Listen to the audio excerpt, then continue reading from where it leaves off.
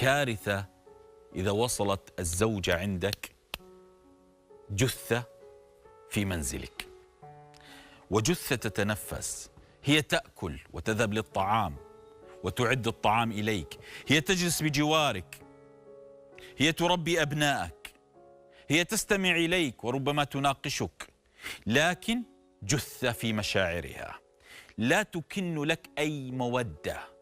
يموت الحب، ينطفئ الحب، يندثر الحب. ما السبب يا سيدي؟ نحن هل أوصلناهن إلى أن يكن جثث تجلس بجوارنا تتكلم معنا لكن في مشاعرها ميتة؟ موتك كغيابك، سفرك كموتك، وجودك في العمل كنومك، وجودك في المنزل كخروجك، وجودك مع أبنائك كيتم أبنائك، وجودك معها كسفرك عنها، كبعدك عنها. فإذا وصلت المرأة لهذه الحال لا تأتي تلم تقول هي المبذرة المسرفة، هي التي لا يرضيها شيء، هي ناقصة العقل، هي. لا تأتي تقذف تلك القذائف القاتلة في قلبها ومشاعرها لتبرر إهمالك. أنا أعترف كلنا معشر الرجال إلا من رحم ربك نعاني من هذا الأمر.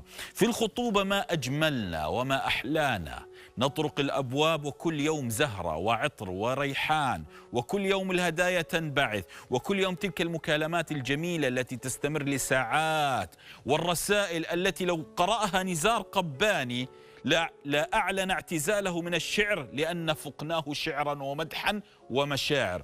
نعم هكذا كنا، ما ينقلب الحال حتى أصبحت بين أيدينا وأصبح الأبناء هنا وهناك، وتنشغل في تدريس أبنائك الذين هم وتد المستقبل لك، الذين هم الكنز المحفوظ لك، الذين هي تعلمهم على برهم بك، تعلمهم على الأخلاق، تعلمهم على موروث العائلة الذي أنت وارثته، تعلمهم على احترام عمهم وعمتهم وعلى جدهم وجدتهم، تعلمهم على العادات والتقاليد.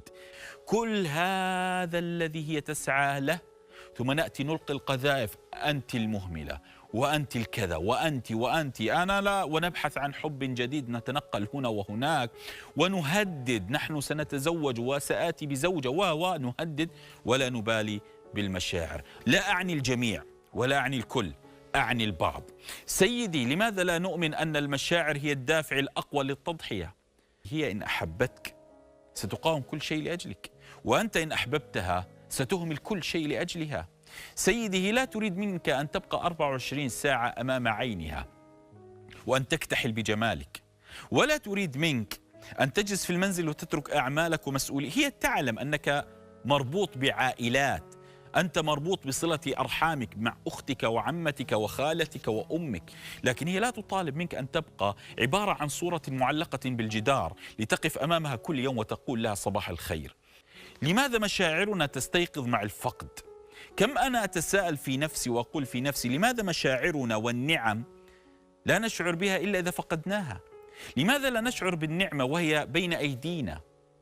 لماذا دائما المشاعر الجميلة هذه تخرج لمن لا نملك، تخرج لمن ليس بأيدينا، لمن ليس في قبضتنا؟ لكن من في أيدينا وقبضتنا أنت أسير، تسمع وتطيع رغم أنفك. لماذا أوصلناهم حتى يصبحن جثث؟ زوجتك التي تجلس الآن بجوارك وتستمع للبرنامج إلا من رحم ربك جثة.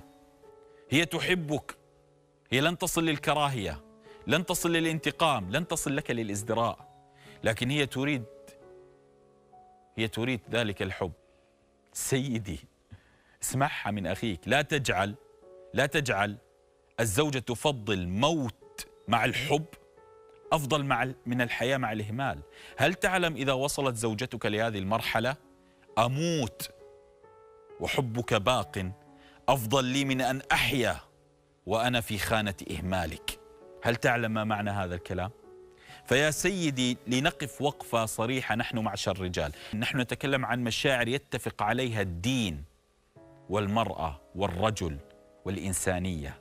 نتكلم عن الإهمال، حديد إن أهمل صدأ. فما ظنك إذا أهملت الزوجة أو هي أهملتك؟ اكتئاب. أنت تعلم ما معنى أن تصاب بالاكتئاب؟ هل تعلم ما معنى أن تصبح الزوجة تشتاق لكلمة جميلة؟ هل تعلم ما معنى هذا؟ هل تعلم ما معنى أن الزوجة تصبح أن تستمع للغناء الجميلة وتبكي؟ غناء المشاعر وتبكي؟ هل تعلم ما معنى هذا؟ أنا بنصح نصيحة لي قبل أن تكون لكم لي: لا تهمل وتبتعد كثيرا عمن يحبك فيكرهك، ولا تقترب كثيرا وتخنق من أنت تحبه. سددوا وقاربوا، دعوة النبي صلى الله عليه وسلم. اجعل بينك وبين من تحب شعرة معاوية، وأشعر الزوجة أنها وطن حتى تشعرك أنك رئيس الوطن.